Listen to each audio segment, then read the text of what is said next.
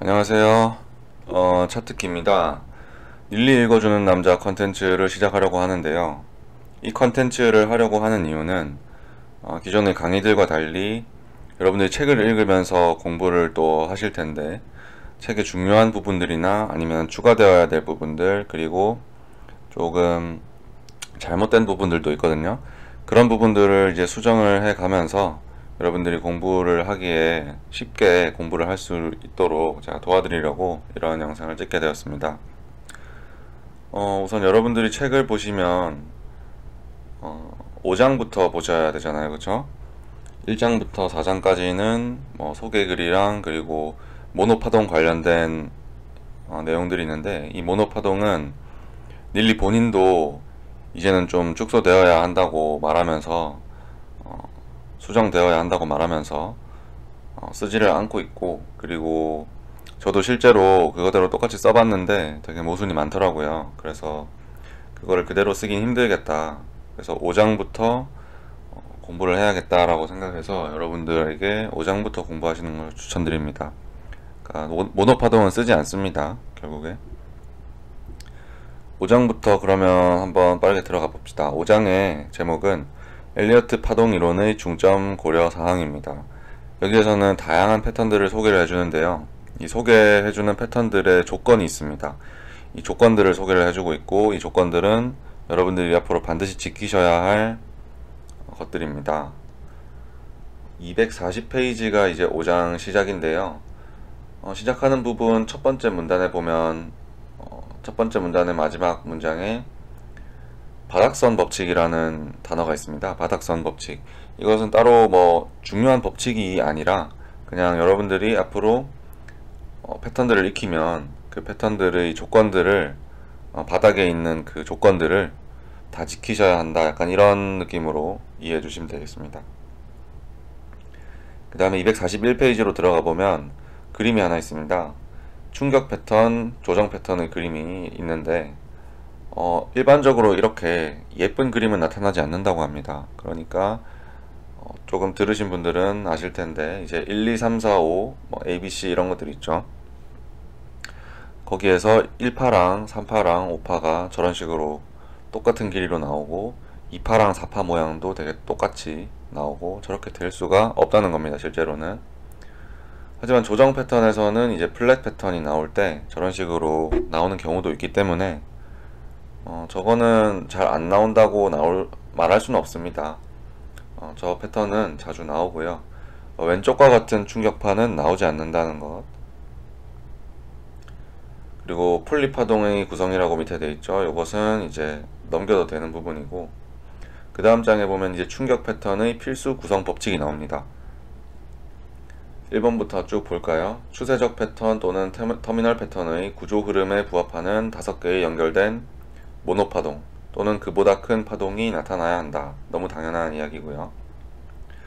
여기서 중요한 것은 이제 충격파동에 터미널 충격파동도 포함이 된다는 겁니다. 우리가 흔히 아는 임펄스라고 부르는 것들은 추세적 충격파동이고, 그리고 터미널 충격파동, 이것은 회색책에서 보시면은, 프로스트 저자의 회색책에서 보시면은 다이아고널로 설명이 되어 있죠. 그것과는 완전히 다른 패턴이긴 한데 그것과 되게 비슷한 패턴입니다. 어쨌든 그 터미널도 충격 파동이라는 거. 충격 파동이 두 가지 종류가 있고, 그리고 2번을 보시면 5개의 내부 파동 중 3개의 파동은 동일하게 상승 또는 하락 방향으로 강하게 진행되어야 한다. 그리고 첫 번째 파동 직후에 반대 방향으로 작은 움직임이 일어나고, 이것이 두 번째 파동이 된다. 두 번째 파동은 절대로 첫 번째 파동을 완전히 되돌려서는 안 된다라고 합니다. 그러니까 한 99.9999%까지는 돌려도 된다는 거죠. 하지만 나중에 배우시겠지만 두 번째 파동의 종점은 첫 번째 파동의 0.618을 되돌리지 못합니다. 그림으로 한번 그려보겠습니다. 1파가 있고요. 2파가 있는데 2파가 1파를 99.9999%까지는 되돌릴 수 있어요. 하지만 2파의 종점이 0.618 이상을 되돌릴 수는 없습니다. 그러니까 1파에서 이런 식으로 피보나치를 그었을 때 이 2파의 종점이 여기가 1파고 여기가 2파라고 할 때 2파의 종점이 0.618을 넘길 수가 없다는 겁니다. 아시겠죠? 요것은 지금은 안 나오고 나중에 책을 읽다 보면 나오는 사실이기 때문에 아직까지는 이제 고려하지 않아도 되지만 이런 것이 있다 라고 생각해 주시면 되겠습니다. 그리고 4번 항목, 세 번째 파동은 두 번째 파동보다 길어야 한다. 너무 당연한 소리죠. 그리고 5번째 항목, 세 번째 파동 직후에 세 번째 파동의 반대 방향, 즉 두 번째 파동과 같은 방향으로 작은 움직임이 발생하며 이게 4파죠. 네 번째 파동은 절대로 세 번째 파동을 완전히 되돌려서는 안 된다라고 합니다. 자, 3파가 올라가고요. 네 번째 파동이 세 번째 파동을 완전히 되돌려서는 안 된다고 하지만 사실 네 번째 파동이 세 번째 파동의 0.618 이상을 되돌리면 안 됩니다. 네 번째 파동이 세 번째 파동의 0.618 이상을 되돌리는 순간 그것은 이제 지그재그로 끝났고 다음 파동이 나오는 것으로 생각할 수 있습니다. 자, 그러니까 0.618을 넘으면 안 되니까 여기서 다시 이제 올라가야 되겠죠. 그리고 5번째 파동은 거의 항상 네 번째 파동보다는 길지만 짧다 하더라도 네 번째 파동의 38.2% 이상은 되어야 한다. 5번째 파동이 네 번째 파동보다 짧은 경우 5번째 파동은 미달형이라고 부른다. 미달형 파동은 거의 나오지 않기 때문에 여러분들이 자주 카운팅 하시면 안 되고요. 정모순이면은 모든 시나리오들이 다 모순이면 그때 이제 5파 미달로 카운팅 하실 수 있습니다. 예를 들어서 1, 2, 3, 4, 5 이런 식으로 나왔다고 하면은 A, B, C가 나오고 올라갈 수가 없습니다. 여기가 5고 4고 3이라고 치면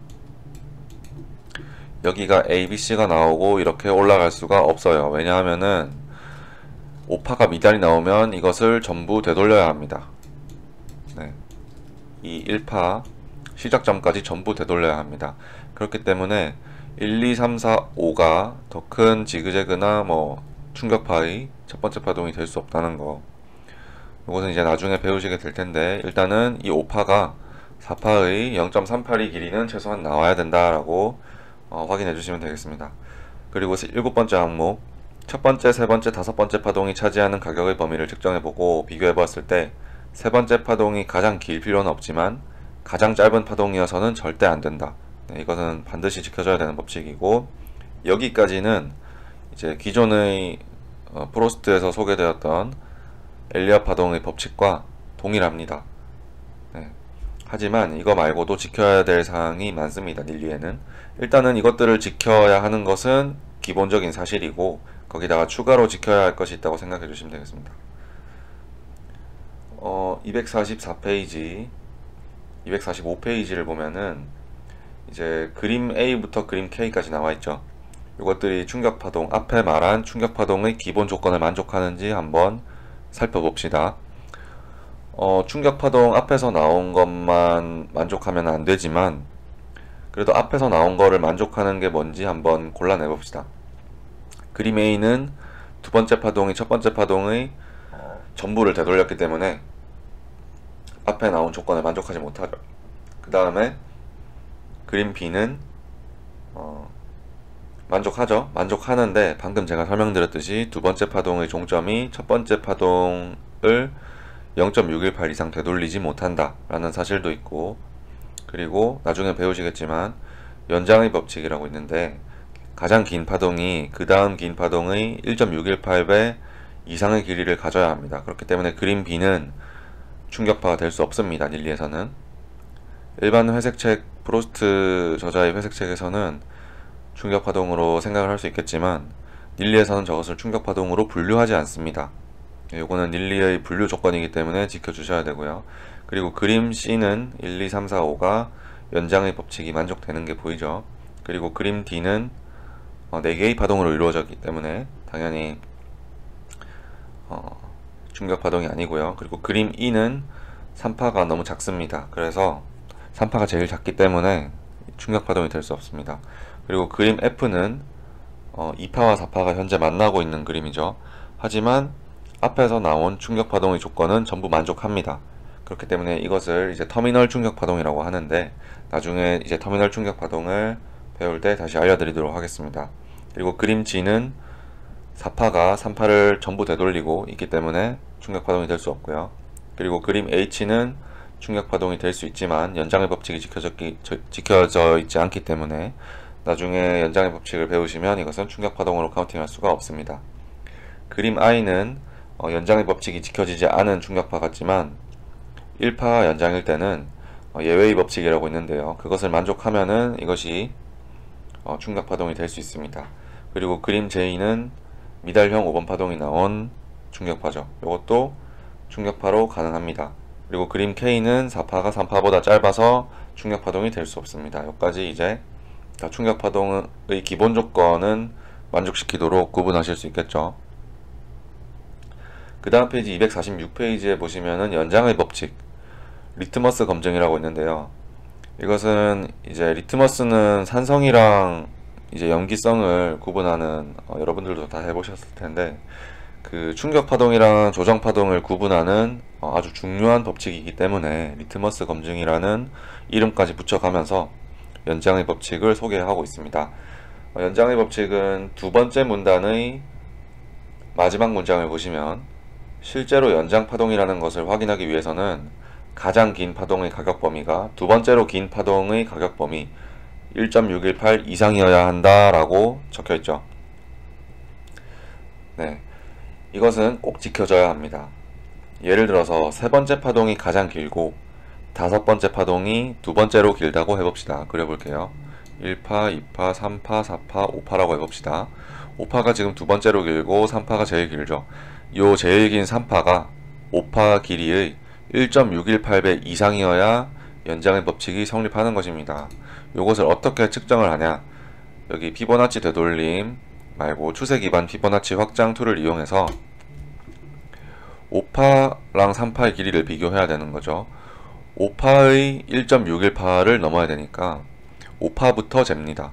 5파의 뭐 시작점부터 종점까지 재도 되고 아니면 거꾸로 재도 되고요. 저는 거꾸로 재겠습니다.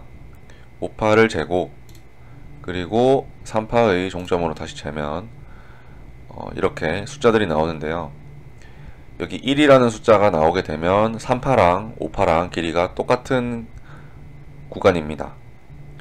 그러니까 1.618을 넘기는 순간 이제 3파가 5파의 1.618배 이상 길어지는 거죠. 네, 요 1.618을 넘겨야지만 3파가 이 5파의 1.618을 넘겨야지만 연장의 법칙이 성립하기 때문에 충격파라고 말할 수 있습니다.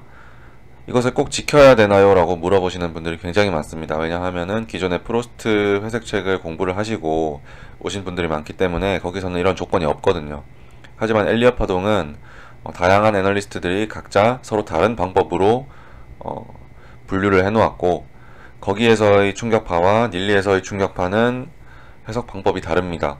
분류 방법이 다르기 때문에 닐리에 있는 지식을 활용을 하시려면 닐리에 있는 조건을 지켜서 카운팅 하셔야 되고 일반 엘리엇 파동 카운팅이랑은 좀 파동 카운팅 방식이 다릅니다. 그래서 기존에 하셨던 것들은 다 잊어버리셔야 되고 새롭게 여기서 배우셔야 됩니다. 그리고 247페이지에 보시면은 이 연장의 법칙이 예외의 법칙이라고 해가지고 두 가지의 예외가 적용이 될 수 있다는 것을 알 수 있습니다. 요거를 익히기 전에 우선 터미널 패턴에서도 이러한 연장의 법칙이 지켜져야 한다는 사실을 잘 기억해 주시고요. 터미널 패턴에서도 연장의 법칙이 지켜져야 하기 때문에 터미널 패턴 1파 연장 터미널이라고 합시다. 그러면 1파, 2파, 3파, 4파, 5파 이런 식으로 터미널 패턴이 나오고 이 1파가 제일 길죠 현재. 그 다음으로 3파가 길어야 합니다. 요 3파의 1.618 길이가 1파의 최소 길이가 되어야 합니다. 그러니까 1파가 3파의 1.618배 이상 길어야 한다는 것이죠. 하지만 자 이제 예외의 법칙을 배울 건데요. 예외의 법칙 1번은 패턴에서 첫 번째 파동이 가장 길 경우에 이 파동은 세 번째 파동의 1.618보다는 조금 짧을 수 있지만 그러니까 연장의 법칙이 훼손되어도 괜찮지만 세 번째 파동은 첫 번째 파동의 끝점의 0.618을 넘지 않는 수준에서 마감될 것이다. 이게 무슨 말이냐면 자 1파가 나왔습니다. 그리고 2파가 나왔고요. 3파가 나왔는데 3파가 1파의 0.618보다 이제 조금 길어져도 돼요. 하지만 1파가 제일 긴 1파 연장일 테니까 당연히 1파가 3파보다는 길어야 되죠. 자, 그러니까 이런 조건이 있습니다. 3파보다는 길어야 되고 1파가, 그리고 이 1파가 3파이 1.618 이상 길지 않아도 되는 이러한 구간이 있을 건데요. 이러한 구간 바깥에 훨씬 더 큰 3파이 1.618보다 훨씬 더 큰 구간에서는 그냥 연장의 법칙이 성립한다고 할 수 있는 것이고, 1파가 이 사이에 있어도 예외가 적용이 될 수 있는데 추가적인 조건이 있습니다. 1파의 고점부터 1파 길이의 0.618만큼 추가했을 때 어떻게 그걸 재냐면요, 피보나치 되돌림으로 했을 때 1파의 종점부터 1파의 시작점까지 재게 됩니다. 그리고 그때 1.618이라는 숫자가 나오게 되는데요. 자, 여기서부터 여기까지 길이는 1이죠. 그리고 1부터 1.618까지 길이는 0.618입니다. 그러니까 이 1.618의 안쪽에, 아래쪽에 3파가 존재해야 된다 라는 법칙이 있습니다. 그러니까 연장의 법칙을 만족하지 않아도 이 조건을 만족한다면 3파가 1파의 고점에서 쟀을 때 0.618 길이 이내에 존재한다면 1파 연장이라고 할 수 있다. 연장의 법칙을 만족하지 않아도 충격파라고 할 수 있다 라는 겁니다. 자, 여기서 이렇게 거꾸로 피보나치를 쟀는데 요것을 저는 EXT라고 앞으로 부르겠습니다. EXT라고 부르겠습니다. 자, 그러니까 3파는 1.618 EXT 1파 보다 아래쪽에 있어야 되니까 요렇게 되겠죠. 3파가 1파의 1.618 EXT보다 작아야 한다 라는 조건이 있습니다. 책에는 이제 1파의 고점부터 쟀을 때 0.618이라고 나와 있는데 저희는 거기다가 1이라는 숫자를 더 더해서 EXT라는 표현을 쓰겠습니다.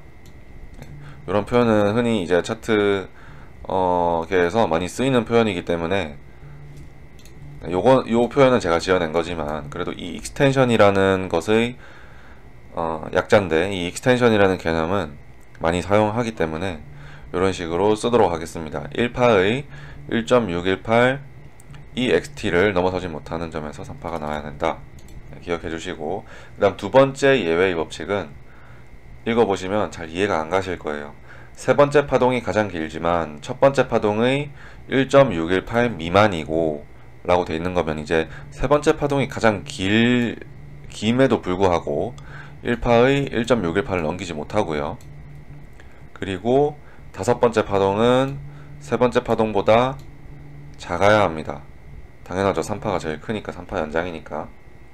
시장이 극히 드물게 나타나는 터미널 충격 패턴의 변형을 형성하고 있을 가능성은 매우 낮다라고 되는데 이게 무슨 말인지 좀 이해하기 힘든데 한마디로 3파가 제일 긴데요, 1파랑 5파가 3파보다 짧기만 하면 되는 그런 패턴입니다. 요것은 충격 파동에서는 당연히 나타나지 못하고 터미널 패턴에서만 나타날 수 있습니다. 터미널 패턴은 이제 2파랑 4파 부분이 조금 만나는 이런 것을 이제 터미널 패턴이라고 하는데, 이 터미널 패턴에서만 이런 3파 연장에 대한 예외의 법칙이 적용될 수가 있습니다. 하지만 이런 패턴은 거의 나오지 않기 때문에 여러분들이 생각하실 필요도 없고 나중에 배우더라도 생각하실 필요가 없기 때문에 별로 중요한 개념은 아닙니다. 예외의 법칙 두 가지를 알아보았고, 예외의 법칙 두 번째는 3파 연장 터미널에 적용되지만 기억하지 않아도 된다는 거. 그 다음에 파동 그룹의 진행기호 붙이기, 이런 것은 이제 넘어가도 되고요. 그 다음 248페이지에 조건적 파동 구성 법칙이라고 나와 있습니다. 이제 조건적 파동 구성 법칙에서는 어떤 내용을 할 거냐면, 별로 중요하지는 않은데, 그러니까 꼭 지키지 않아도 되는데 이런 것들이 존재할 수 있다라고 하는 것을 이제 소개하고 있습니다. 249페이지에 보면 파동 변화의 법칙이라고 있죠. 파동은 서로 변화 무쌍해야 된다라는 겁니다. 1번 가격 면에서 변화무쌍해야 된다. 그리고 2번 시간 면에서 서로 달라야 된다. 그리고 3번 강도 면에서 달라야 되고 4번 복잡성 면에서 달라야 된다. 5번 구조 면에서 달라야 된다 라고 나와 있는데 무슨 말이냐면 1파, 2파, 3파, 4파, 5파가 있습니다. 3파 연장이라고 가정해 봅시다. 자, 그러면 여기서부터 여기까지가 2파고요. 여기서부터 여기까지가 4파죠. 이 2파랑 4파는 가격 면에서 비슷할 수가 없고, 그리고 시간 면에서도 비슷할 수가 없고, 그리고 강도 면에서도 비슷할 수가 없는데, 이것은 무슨 말이냐면 앞쪽에 1파를 현재 2파가 일정 부분 되돌리고 있습니다. 그리고 4파가 3파의 일정 부분을 되돌리고 있습니다. 이 되돌림 수치가 비슷할 수 없다는 겁니다. 예를 들어 2파가 0.382를 되돌린다면 4파가 3파의 0.382를 되돌리지 못합니다. 하지만 이런 것은 항상 성립하는 것은 아니고 실제 카운팅할 때 이런 것을 고려하면서 카운팅하지 않습니다. 그렇기 때문에 이거는 꼭 지켜지지 않아도 된다는 거를 염두에 두시고 카운팅 하시면 되고, 그리고 4번 복잡성은 이제 패턴 내부에 나타나는 하위 파동의 숫자라고 되어 있는데, 뭐 예를 들면은 여기가 ABC면은 여기가 ABCD이고, 그런 식으로 3개의 파동, 5개의 파동으로 나올 수 있다는 거. 하지만 이것도 사실 여기서 플랫이 나오고 여기서 지그재그가 나오고 이런 식으로 되면은 3개의 파동, 3개의 파동으로 2파와 4파가 서로 똑같이 나올 수 있습니다. 그래서 요거는 책의 내용이 틀린 거고요. 실제로 5번째 항목에서 구조 면에서 이제 또 변화의 법칙이 있어야 한다는 항목에서 보시면은 하나는 플랫, 다른 하나는 지그재그로 나타나는 등 서로 다른 파동이 결합된다 라고 되어 있는데, 여기에 플랫이 나오면 여기에 이제 지그재그가 나오고 뭐 이런 식으로 되어야 한다고 말을 합니다. 그러니까 여기에 3개의 파동이 나오고 나서 여기에 3개의 파동이 또 나올 수 있다는 것을, 앞에서 말한 그 복잡성의 법칙을 지금 무시하고 그냥 구조에서는 그냥 서로 3개 나올 수 있다라고 지금 말하고 있죠. 그러니까 일리가 이것은 잘못 기록한 것이고 굳이 지킬 필요는 없습니다. 자, 그리고 이 지그재그에 대해서 좀 말할 건데요. 이 지그재그는 나중에 배우시겠지만 2파 내에서 단독으로 올 수 없습니다. 3파가 나오고 4파 내에서 또 단독으로 올 수가 없습니다. 다른 엘리엇 파동 책에서는 일반적으로 이렇게 지그재그가 많이 조정파동으로 나온다고 말하고 있는데, 저는 살면서 한 번도 지그재그가 단독으로 2파나 4파에 나온 것을 한 번도 본 적이 없습니다. 여러분들도 이 지그재그를 발견하시면은 이게 2파의 전체가 아니고 이 다음에 2-B파, 2-C파로 연결되는 어떤 플랫 패턴이 나오지 않을까, 이런 식으로 이제 생각을 하셔야 됩니다. 그러니까 지그재그가 하나의 조정 패턴으로, 임펄스 내부의 조정 패턴으로 나올 수 없다는 거, 요거 기억해 두시면 되겠습니다.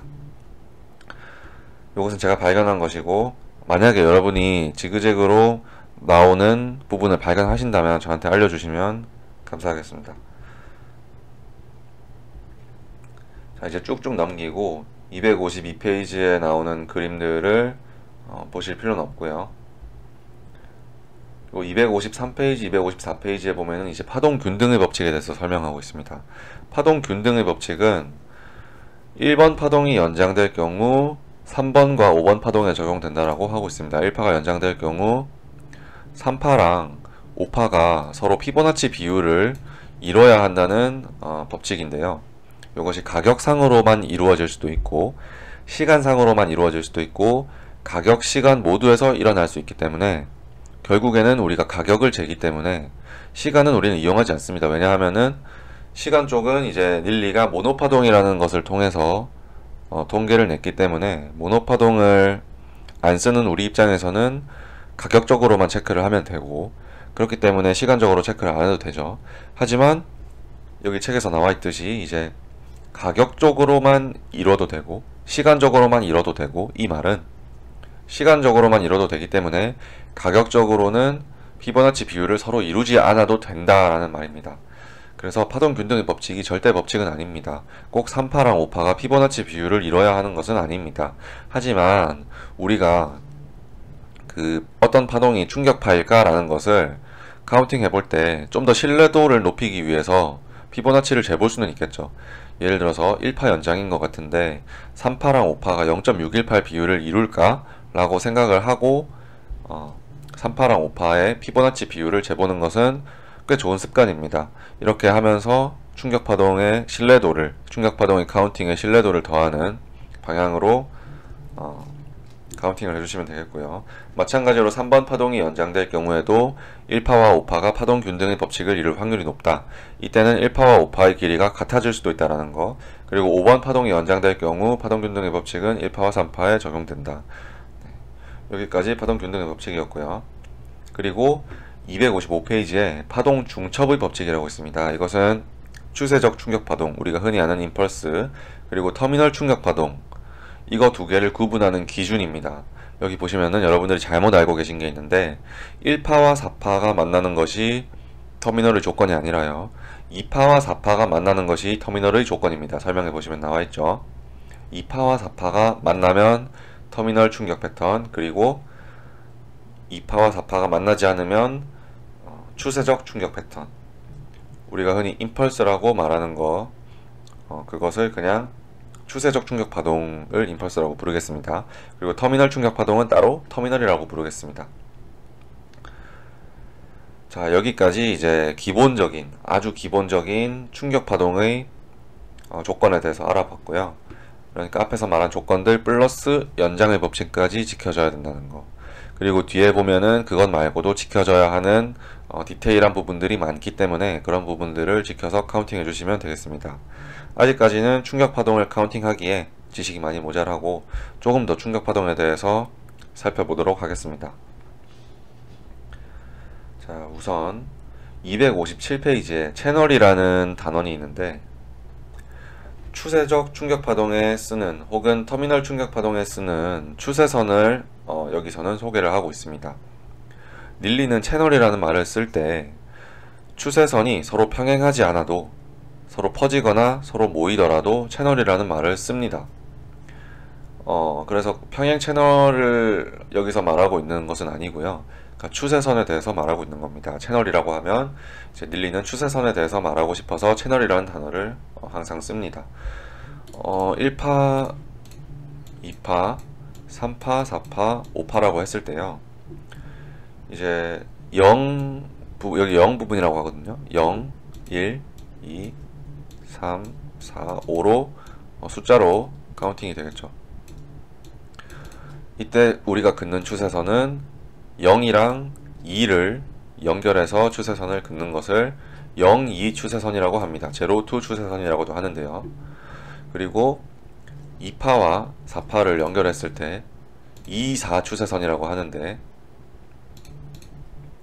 이것을 2, 4 추세선이라고 합니다. 요 두 개의 특징을 살짝 설명해 드리자면은 0, 2 추세선은 1파와 3파의 어떤 부분에 의해서 이렇게 뚫릴 수가 없습니다. 예를 들어서 3-1파, 2파, 제가 잘못 그렸네요. 3-1파, 2파, 3파, 4파, 5파 이렇게 뚫릴 수가 없다고 책에서 나와 있는데요. 이렇게 뚫리지 않으면 카운팅이 안 되는 모순이 많은 구간들이 엄청 많습니다. 대부분 3-1파가 3-1파, 3-2파 이 부분이 이 제로투 추세선을 뚫습니다. 그러니까 휩소가 나오는 것이죠. 이 지식을 이용하는 사람들을 속이려고 휩소가 나오는 것일 수도 있고요. 어쨌든 이런 현상이 많이 생기기 때문에 책에 있는 지식을 곧이곧대로 믿으시면 안 되고, 직접 백테스팅을 해보시면은 제로투 추세선은 어떤 부분에 의해서 뚫릴 수 있다. 3파의 초반 부분에 의해서 살짝 뚫릴 수 있다. 살짝. 너무 많이 중간에 이런 식으로 계속 뚫리면 안 됩니다. 이런 식으로 뚫리면 안 되고요. 살짝 뚫릴 수는 있다고 생각해 주시면 되겠습니다. 그리고 2, 4 추세선은요, 이런 식으로 그어진다고 했죠. 요것은 이제 3파와 5파에 의해서 뚫리면 안 됩니다. 하지만 예외가 있습니다. 5파가 터미널 충격 패턴일 경우에는 중간에 뚫리고도 터미널 충격 패턴을 완성을 시키고 나서 이제 떨어지게 됩니다. 그렇기 때문에 이런 경우는 이제 예외로 생각하시고, 보통은 이 2사 연결한 2사 추세선, 투포 추세선을 통해서 저희는 트레일링 스탑이라는 것을 하게 됩니다. 예를 들어서 1파 시작전부터 우리가 롱을 들어갔으면 결국에는 어디선가 털어야 할 텐데요. 처음에 1차 익절을 하고 나서 그 후에 익절을 하고 싶을 때 2번 파동과 4번 파동 쪽을 연결한 이 투포 추세선이 뚫리면 이 추세 패턴이 끝난 것이기 때문에 여기 뚫릴 때 트레일링 스탑을 한다. 거기서 익절을 한다라는 것이고요. 그 기술이 이제 2, 4 추세선을 통해서 이루어지게 됩니다. 그러니까 제로 투 추세선보다는 투, 4 추세선이 훨씬 더 중요하다는 것을 여러분이 직관적으로 아실 수 있죠.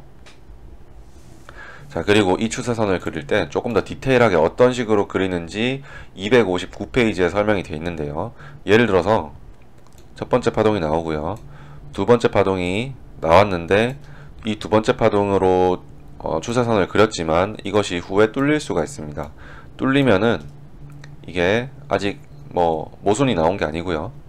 여기가 2-A파였고 여기까지가 2-B파였고 여기까지가 2-C파고 3파가 올라갈 가능성이 아직 남아있기 때문에 추세선을 진작에 이렇게 그어뒀지만 사실 업데이트가 이렇게 되어야 한다는 겁니다.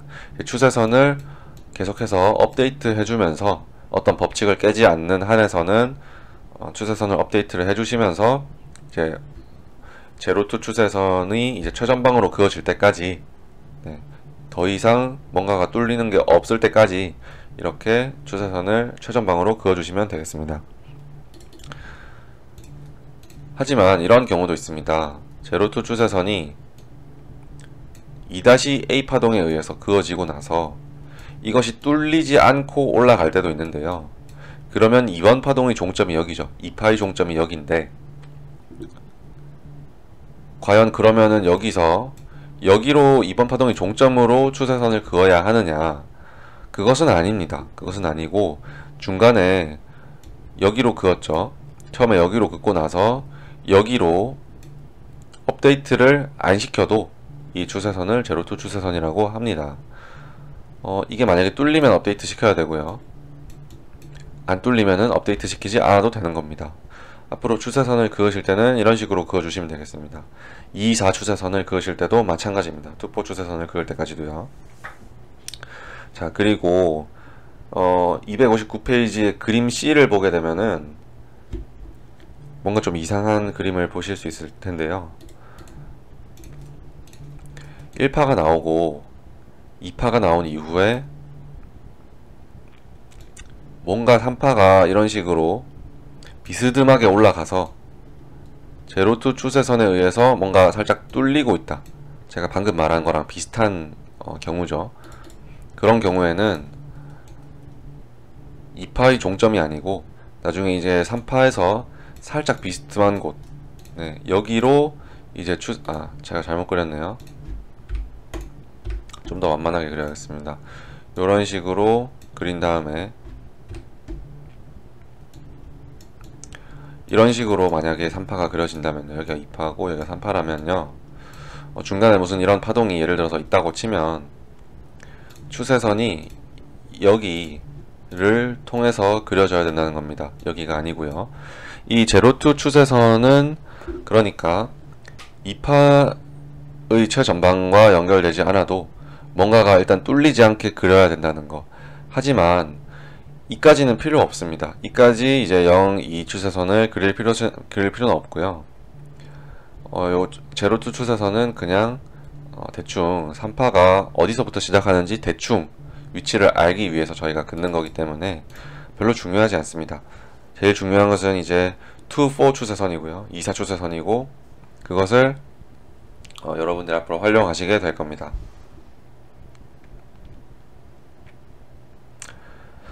자, 그리고 이 제로투 추세선을 4파는 뚫어도 됩니다. 예를 들어 이런 식으로 1파, 2파가 나오고 나서 3파가 나오고 조금 더 경사 있게 그려야겠네요. 이렇게 나오고 이렇게 추세선을 그리고 나서 4파가 이걸 뚫어도 되냐? 네, 뚫어도 됩니다. 4파가 이걸 뚫어도 되고 5파가 이렇게 나와도 됩니다. 이때 2, 4 추세선은 여기서 4파 종점까지로 딱 이렇게 그어지겠죠. 네. 그러면은 오파가 터미널이면 뚫리고 터미널이 아니면은 마감될 때까지 뚫리지 않고서 다시 이렇게 뚫리면서 내려오게 되는 겁니다. 아시겠죠? 자, 그 다음에 261페이지에 중요한 개념이 있는데 피보나치 비율이라고 있습니다. 이 피보나치 비율이 충격파동에서 어떤 식으로 존재하는지 한번 알아보겠습니다. 여기에 나오는 게 전부는 아니고 여기에 나오는 것들이 이제 자주 나올 수 있다라고 정도만 알아두시면 되겠고요. 첫 번째로 1번 파동의 연장에서는 3번 파동의 3파가 1파의 0.618이고 5파가 3파의 0.382인 것이다 라고 나와있고, 다음으로 자주 나타나는 조합이 3파가 1파 0.382, 5파가 3파의 0.618인 경우 라고 나와있죠. 서로 이렇게 피보나치 비율도 교대가 된다는 것을 알 수 있는데, 요것도 그냥 자주 나오는 비율이지 굳이 이 비율이 성립하지 않아도 앞에서 말한 연장의 법칙 뭐 이런 조건들만 다 만족시키면은 1번 파동이 연장된 1파 연장 임펄스라고 말할 수 있습니다. 그 다음에 3번 파동의 연장에서는요, 주로 1번 파동과 5번 파동 사이에 피보나치 비율이 존재하게 되는데, 1번 파동과 3번 파동 사이에 뭐 1대1이 나오거나요, 길이가 1대1이 나오거나 0.618이 나오거나 이런 식으로 됩니다. 자, 여기서 여러분들이 좀 아셔야 될 게 있는데 0.618을 거꾸로 하면은 1.618이 됩니다. 0.618을 역수를 하면은 1.618이 돼요. 그러니까 지금 1파가 5파보다 긴 것처럼 보이죠? 1파가 5파의 1.618배다 라는 것은 5파가 1파의 0.618배다 라는 것이랑 완전 똑같은 거예요. 아시겠죠? 그리고 0.382의 역수는 2.618입니다. 그러니까 1파가 5파의 2.618 길이면 5파가 1파의 0.382 길이가 되는 것이죠. 요 관계는 꼭 외워두시기 바라겠습니다. 3번 파동이 연장될 경우에는 이렇게 1번 파동과 5번 파동이 이런 비율을 이루거나 똑같아질 수 있다는 거.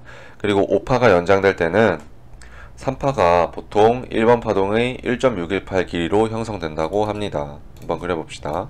1파, 2파, 3파, 4파, 5파 이런 식으로 나오면은 이 3번 파동이 1번 파동의 1.618 길이로 자주 형성된다고 하고요. 3번 파동 또는 4번 파동의 끝부분에서 기산할 때 라는 것은 뭐냐면 3번 파동의 끝부분이 여기죠. 4번 파동의 끝부분은 여기입니다. 그러니까 여기서부터 쟀을 때 일반적으로 5파는 1번 파동의 시작점에서 3파의 끝점까지 전체 길이의 1.618 정도의 관계를 형성한다 라고 나와 있습니다. 자, 두 가지 경우가 있죠. 3번 파동 끝에서 기산할 때, 4번 파동 끝에서 기산할 때 두 가지 경우로 나눠서 생각해 보겠습니다. 3번 파동 끝에서 기산할 때 1번 파동부터 3번 파동까지 길이의 1.618배를 어떻게 잴 거냐라고 하면은 앞에서 말했듯이 3번 파동의 끝점부터 1번 파동의 시작점까지 이렇게 잰 다음에 1.618 정도의 관계를 이룬다고 했으니까 2.618을 체크해야 합니다.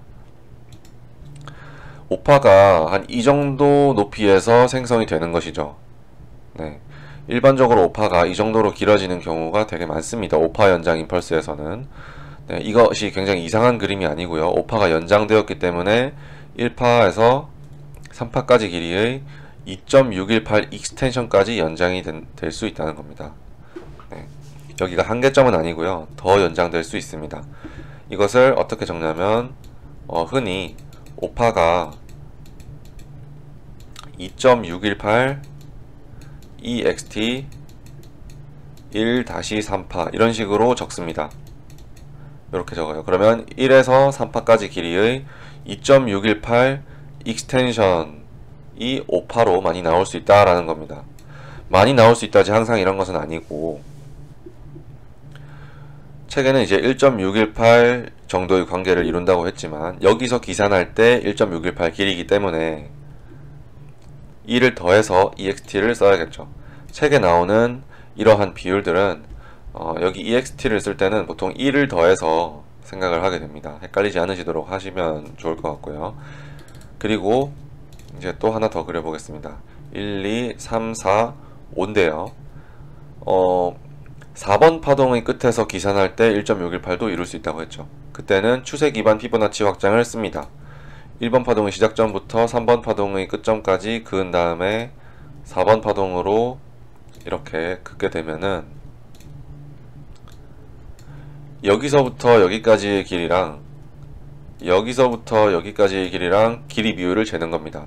1파부터 3파까지랑 5파의 길이 비율을 재는 거고요. 이게 1파부터 3파까지 길이의 1.618 곱하기 1-3파가 돼야 되는 거예요. 1에서 3파가 돼야 되는 거예요. 2.618 EXT랑은 수치가 약간 다르죠. 책에서는 1.618이라고 똑같이 표현하고 있지만 제가 4파 끝점부터 계산할 때는 1.618이라고 해야 되고 곱하기라고 적어주시면 되고, 그리고 3파 끝점부터 계산할 때는 거꾸로 재주시고 피보나치를, 그리고 2.618 이것은 1이 더해진 값이죠. 1.618에서. 그리고 EXT라는 것을 써주시면 되겠습니다. 이렇게 두 가지가 자주 나오는 비율이라고 생각해 주시면 되겠습니다. 자, 그 다음에 파동의 등급이라고 나와 있죠. 이 파동의 등급이 굉장히 애매모호한 개념입니다. 왜냐하면 우리는 밀리의 파동을 모노파동을 쓰지 않기 때문에 이 파동의 등급에 대해서 조금 생각을 해봐야 되는데요. 이 파동의 등급이라는 것이 뭐냐면 시간과도 관련이 있습니다. 시간 혹은 뭐 복잡성이라고 말할 수도 있고요. 이게 시간이라고도 보통 말할 수 있는데 같은 건 아니고 이제 비례한다고 말을 합니다. 이런 식으로 비례할 때는 이런 식으로 적죠. 이런 식으로 등급이랑 시간이랑 비례를 합니다. 무슨 말이냐면 등급이 훨씬 더 높은 파동은 복잡한 파동이기 때문에 시간상 좀 더 오래 걸린다고 생각하는 것이 맞습니다. 예를 들어서 ABC 1, 2, 3, 4, 5가 있을 때요. 여기서 이 하나의 파동은 A파라고 하는 파동이죠. 이 파동은 전체 패턴보다 등급이 한 단계 아래입니다. 아시겠죠? 그리고 전체 등급을 N등급이라고 했을 때 그럼 얘는 N-1등급이 될 것이고요. 그리고 이 A도 또 ABC로 이루어져 있죠. 이 A도 더 세부 파동으로 이루어져 있습니다. 그때 이렇게 N-2단계 등급의 파동이 나타나게 됩니다. 자, 요것이 이제 프랙탈이라고 하는 것인데요. 프랙탈이라고 하는 것이 보통은 N단계에서든 N-1단계에서든 N-2단계에서든 우리가 배우는 것들이 다 적용이 되어야 된다라는 것입니다. N-2단계도 또 ABC로 쪼개져 있을 수도 있겠죠.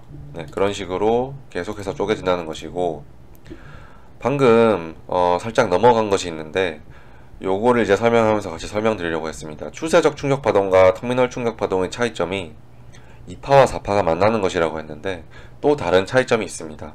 추세적 충격파동은 53535라는 이름으로 표현이 되고요.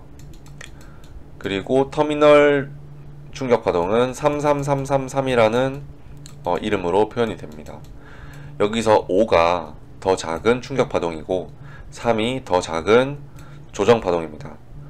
그러니까 터미널 충격파동은 5개의 조정파동으로 이루어져 있는 것이고 추세적 충격파동은 3개의 충격파동과 2개의 조정파동으로 이루어져 있는 것입니다.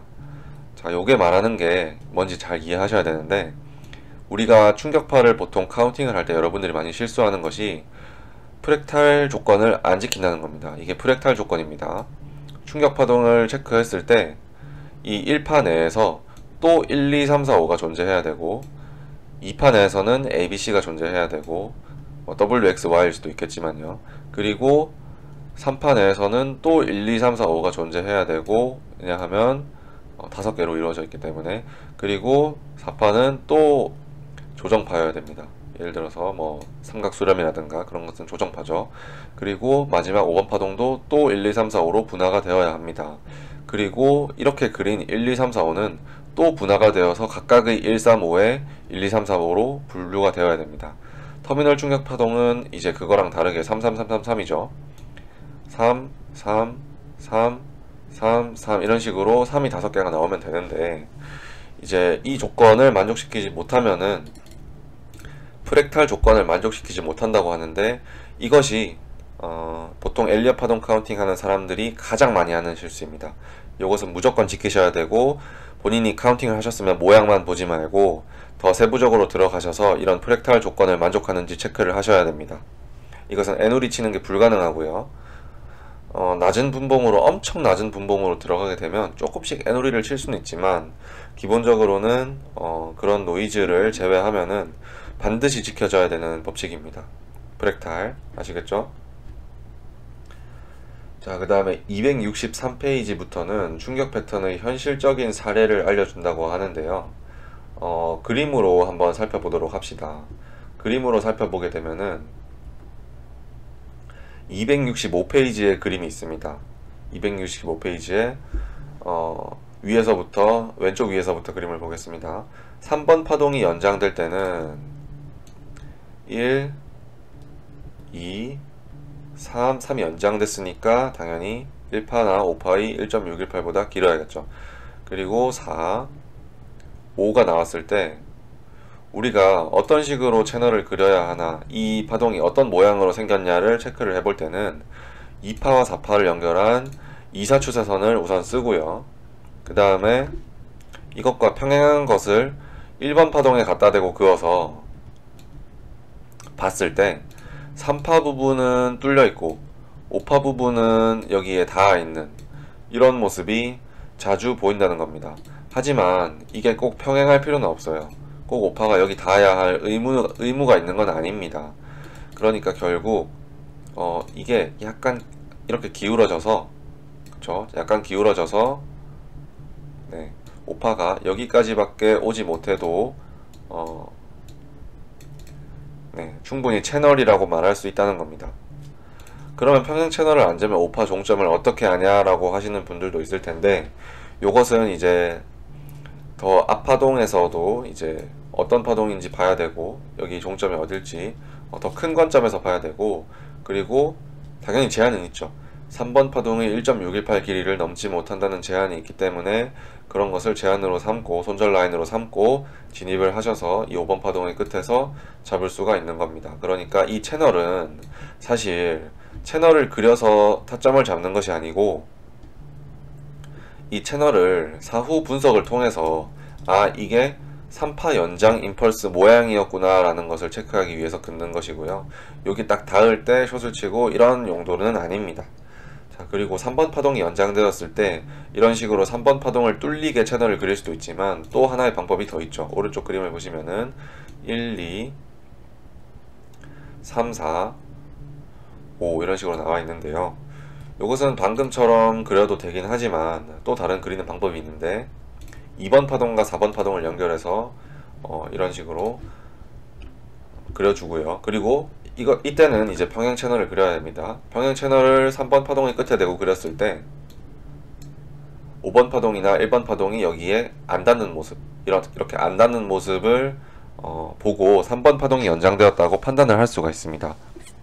하지만 책을 보다 보면은, 책의 저 뒤쪽에 보다 보면은 이제 3번 파동이 연장된 경우에도 이런 채널 속에서 1파, 2파, 3파, 4파, 5파가 채널 속에서 이루어질 수도 있다는 것을 표현을 하고 있는데요. 이것은 이중 지그재그라는 패턴이랑 매우 구분하기 힘들기 때문에 결국에 우리가 봐야 되는 것은 프랙탈입니다.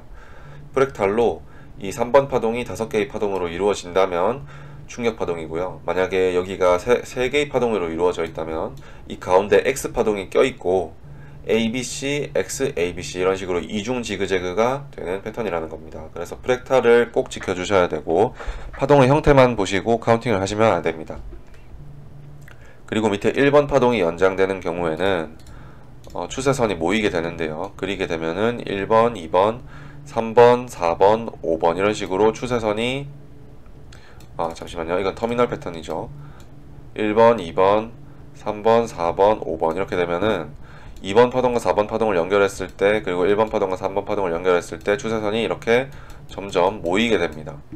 그리고 이때 이 5번 파동은 웬만하면은 1번 파동과 3번 파동을 뚫지 못한다고 나와 있는데, 그런 것은 상관이 없습니다. 뒤쪽에는 이제 또 다시 뚫을 수 있다고도 나와 있습니다. 그렇기 때문에 굳이 안 뚫어야 된다는 법칙은 없기 때문에 그런 법칙은 사용하지 말아 주시고, 그리고 5파가 연장되면은 방금 그렸듯이 이런 식의 모양이 되죠. 메가폰처럼 확산되는 모양이 나온다고 합니다. 2번 파동과 4번 파동을 연결하고 1번 파동과 3번 파동을 연결했을 때 이런 식으로 메가폰처럼 확산되는 모습이 나옵니다. 이때도 오파가 13추세선을 뚫어도 되고 안 뚫어도 된다는 거 기억해 두시기 바라겠습니다. 자, 그리고 네모 박스 안에 이제 터미널 충격 파동의 그 그림들이 이제 그려져 있죠. 3번 파동이 연장된 터미널 충격 파동은 없습니다. 여기에 안 그려져 있어요. 왜냐하면 그 패턴은 거의 나오지 않기 때문에 1파 연장 터미널과 5파 연장 터미널이 거의 대부분입니다. 1파 연장 터미널 같은 경우에는 1파, 2파, 3파, 4파가 그려지는데 2파랑 만나고요. 5파가 그려진다. 그리고 이때는 반드시 1파랑 3파랑 그은 이 추세선을 5파가 건드려야 됩니다. 뚫을 수도 있고요. 미달은 하면 안 됩니다. 그리고 2, 4 추세선을 긋고요. 이런 식으로 0부터 2까지 이런 식으로 그으면은 안 됩니다. 꼭 이 패턴의 모양을 알고 싶을 때는 2번 파동과 4번 파동으로 이제 추세선을 그으시고요. 1번 파동과 3번 파동으로 추세선을 그었을 때 5번 파동이 살짝 뚫리게 이렇게 그려져야 터미널 충격 파동이라고 할 수 있습니다. 1번 파동과 3번 파동을 연결했을 때 중간에 2파나 4파가 불규칙 파동으로 이렇게 나올 수도 있습니다. 이렇게 될 때는 뚫려도 괜찮습니다. 왜냐하면 이 밑에 있는 2번 파동과 4번 파동을 연결한 것은 그 이전에 절대 뚫리면 안 되는 지지선이지만 이 위에 있는 채널선은 단순히 채널선을 그린 것 뿐이며 우리가 파동의 모양을 이해하기 위해서 채널선을 그린 것 뿐이며 중간에 뚫려도 괜찮고 마지막에도 실제로 오파가 뚫기 때문에 이런 것들은 꼭 기억해 두시기 바라겠습니다. 1파 연장 터미널의 경우에는 1파가 제일 길기 때문에 1파 연장 임펄스와 마찬가지로 추세선이 모이는 모습을 보실 수가 있고요. 그리고 5파 연장 터미널일 때는 또 5파 연장 임펄스일 때와 비슷하게 이제 메가폰처럼 확산되는 것을 알 수 있습니다. 5파 연장 터미널에서는 이게 뚫리든 안 뚫리든 상관이 없습니다. 기억해 두시면 되겠고 2번 파동과 4번 파동을 연결하고 1번 파동과 3번 파동을 연결해야 되고 또 2번 파동과 4번 파동이 만나기도 해야 되고 다 3, 3, 3, 3, 3 구조를 이루어야 된다는 것도 다 전부 다 조정파 구조를 이루어야 된다는 것도 알 수가 있습니다. 그리고 여기에 적혀있는 문구가 있는데요. 1파 연장 터미널은 주로 5번 파동으로 나타나지만 파동 C가 될 수도 있다고 합니다. 저도 이런 케이스를 동의를 합니다. 보통 1파 연장 터미널은 1파 연장 터미널은 보통 충격 파동의 5번 파동으로 많이 나타납니다. 하지만 이런 식의 5파 연장 터미널은 조정 파동의 C파로 많이 나타납니다. 그러니까 A, B, 그리고 C일 때 이런 식으로 많이 나타난다는 것이죠. 이것을 꼭 기억해 두시면 되겠습니다. 하지만 5파 연장 터미널이 못 나오는 것은 아니고요. 그리고 이렇게 C파에도 1파 연장 터미널이 못 나오는 것은 아닙니다.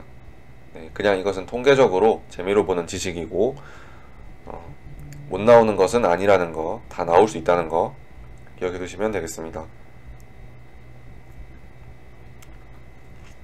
자, 여기까지 임펄스 강의였고 다음 시간에는 이제 플랫 강의를 한번 해보도록 할 텐데 이제 제가 첫 시간이라서 좀 느릿느릿하게 초보자분들을 위해서 이렇게 강의를 좀 느려가지고 하고 있는데요.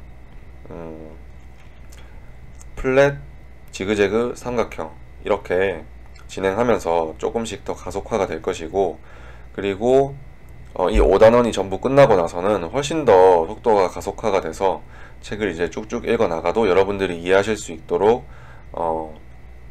5장을 탄탄하게 공부를 하시면은 참 좋을 것 같습니다. 여기까지고 다음 니릴남 시간에 뵙도록 하겠습니다. 수고하셨습니다.